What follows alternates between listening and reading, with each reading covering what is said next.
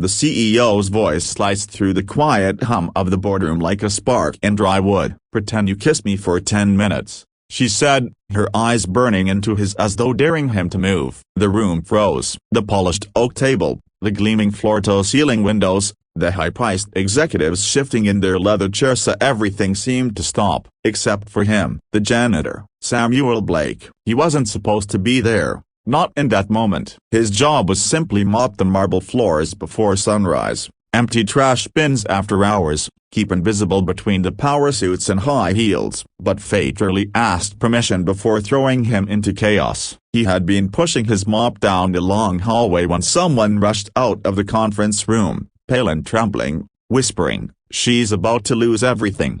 He didn't mean to eavesdrop, but the double doors had been left ajar, and there she was, Cassandra Ward, the youngest female CEO in the company's history, the woman whispered about in awe and envy. She was a storm in heels, known for her brilliance and ruthless strategies, and now, she was cornered. Opposite her sat men in suits, potential investors from Europe, men who believed she had built her empire on charm rather than brilliance. They wanted proof of loyalty, authenticity, control. But rumors had spread that Cassandra was too cold, too unapproachable, incapable of real human connection. Her company's future teetered on the edge of their judgment. So when Samuel accidentally pushed the mop bucket too close, and the squeak of wheels made every head turn toward him, Cassandra saw an opening. Her calculating eyes widened just slightly, then narrowed with decision. "And that's when she said it. Pretend you kissed me for 10 minutes. The executives chuckled darkly, muttering to one another, "She's bluffing a broken bar." Desperate. But Cassandra stood, her poise unshaken,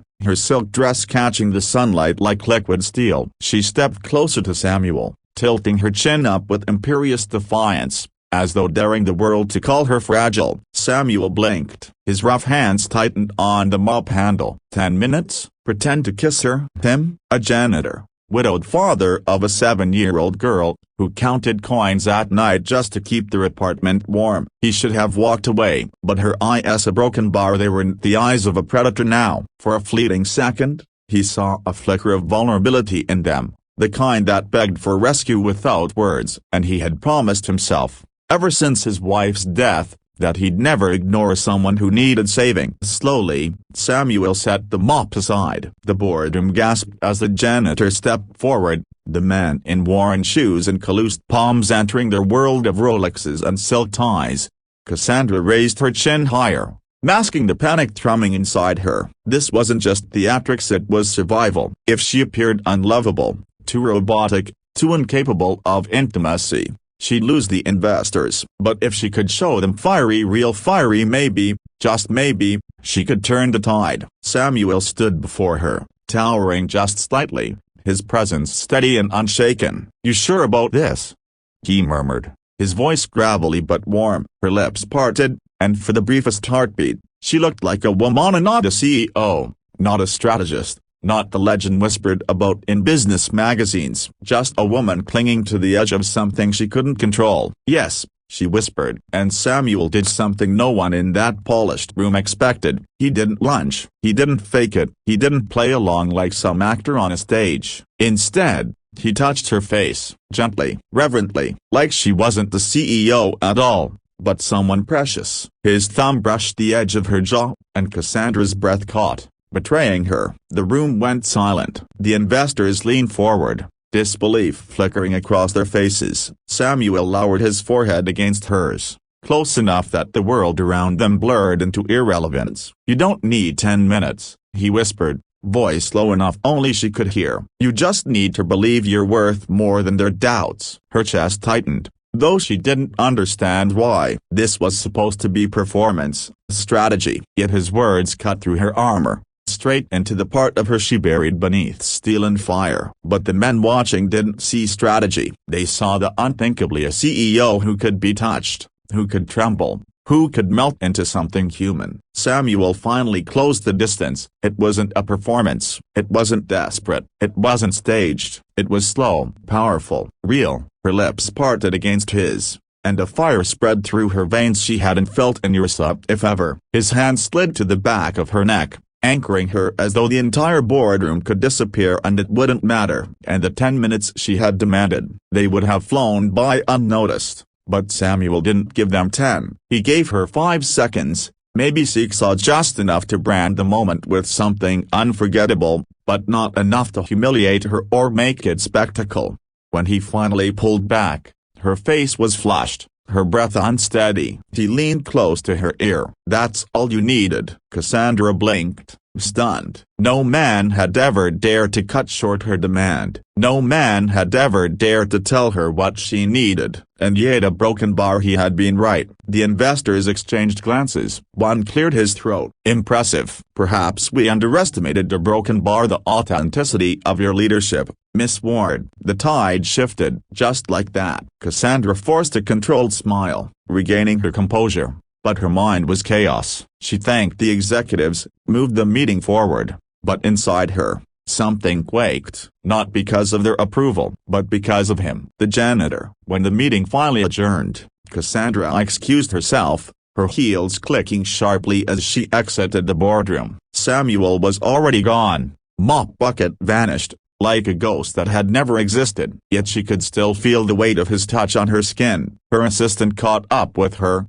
breathless. "Miss Ward, that was a broken bar. Brilliant." "Who was that man? An actor? Did you hire him as part of the pitch?" Cassandra's lips parted, but no sound came. For once, she didn't have an answer. That night, Samuel returned to his tiny apartment, where his daughter Lily was sketching stars on notebook paper at the kitchen table. "Daddy, you're late," she said with a pout. He smiled softly, ruffling her hair. "Got caught up at work." She looked at him with curious eyes, as though sensing something had shifted in him. "Yolk a broken bar different." Samuel froze for a moment, then exhaled. Maybe he did feel different, because today, for the first time in years, someone had looked at him like he was more than invisible. And somewhere across the city, a CEO lay awake in her penthouse, touching her lips, wondering why the taste of a janitor's kiss lingered long after the performance had ended. Cassandra Ward had faced hostile takeovers,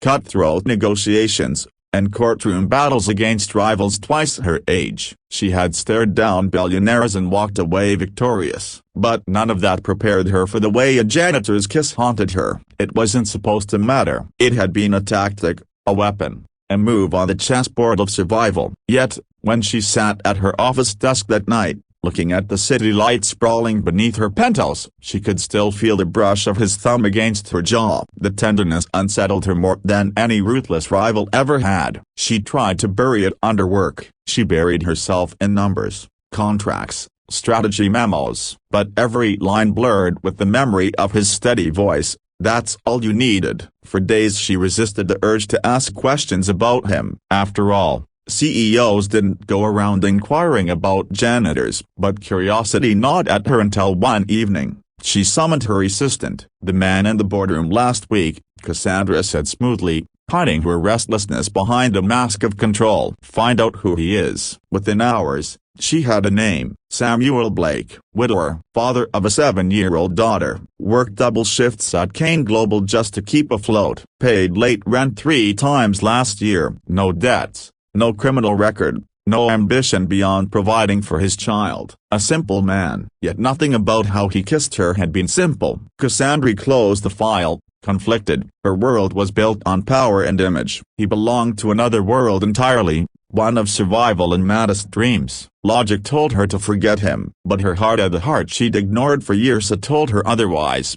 Samuel, meanwhile, tried his best to erase the memory. Life didn't allow him to dwell on fantasies. Rent loomed. Lily's school fees were due. His second job fixing cars at a local garage demanded every ounce of energy. But even as he scrubbed oil from his hands, he caught himself remembering the softness of her lips, the way the room had vanished when she looked at him. He shook it off. She was a CEO, untouchable, untamed, living in a world of glass towers while he lived in cracked brick walls. One rainy evening, he came home to find Lily waiting by the window with wide, sparkling eyes. "Daddy," she squealed, holding up a flyer. "Guess what? My school's having a fundraiser gala this Friday. Parents can come too. You have to go with me." Samuel chuckled tiredly. "A gala, Lil? I don't have ya. But her pleading eyes silenced him. He could never deny her anything. All right, I'll be there. What he didn't know was that Cassandra Ward was on the guest list too, invited as a guest donor to the same event. Friday arrived. Samuel did his best with what little he had, wearing his only clean suit, a modest black jacket that had seen better days. Lily wore a borrowed dress from her teacher, whirling proudly beside him as though she were a princess. When they walked into the school auditorium, Samuel froze. The crowd was glittering with wealthy philanthropists, entrepreneurs, polished elites, and at the center of them all stood Cassandra Ward, radiant in an emerald gown, her presence commanding attention like gravity itself. Her gaze swept across the room and locked onto him. Shock flickered across her face, then softened into something unreadable. She excused herself from the investors circling her and made her way toward him. Lily tugged on Samuel's sleeve. "Dad, you broken bar, isn't that the lady from the magazine covers?" Samuel's throat went dry. "Yeah," he whispered. "That's her." Cassandra stopped in front of them, her eyes shifting from Samuel to the little girl clutching his hand. For the first time in years, her polished Phi Tilde section 8 cracked into a genuine smile. "And who might this be?"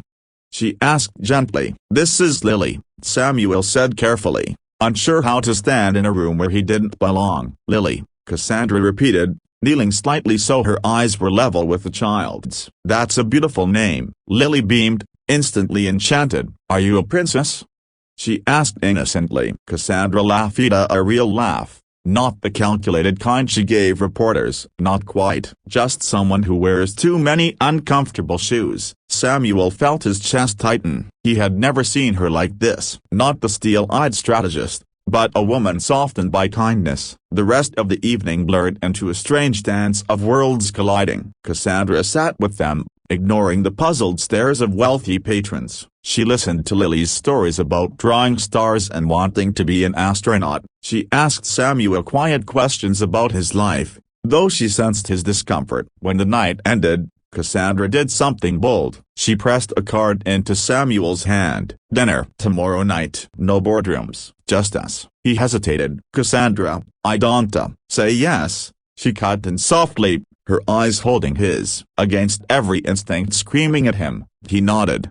The following evening, Samuel found himself seated in a quiet restaurant far from the skyscrapers. Cassandra arrived without her usual entourage, without photographers, without armor. Just a woman in a simple dress, her hair down, her eyes a broken bar vulnerable. They talked, really talked, about loss, about survival, about responsibility. Samuel told her about Lily's nightmares after her mother died, and Cassandra admitted she hadn't spoken to her own family in years, burying herself in work to avoid loneliness. Hours slipped by unnoticed. By the time they stepped into the night, something unspoken tethered them together. But the world wasn't kind to such connections. By Monday morning, photos had leaked. The media swarmed with headlines. Ice Queen CEO seen with company Janitor. Investors raised eyebrows. Executives whispered. Cassandra's empire trembled under scandal. The board demanded an explanation. "This could ruin us," one snapped. "End it immediately." Cassandra stood at the head of the table, but this time she didn't tremble. "No," she said firmly. "I won't deny him. He's more real than half of you in this room." Gasps erupted, and then, in a move that stunned them all, Samuel himself walked into the boardroom, Lily at his side. He hadn't planned it, but Lily insisted on bringing her science project to show the nice lady from the gala. The moment was chaos. Executives frowned, whispering furiously, but Cassandra knelt beside Lily,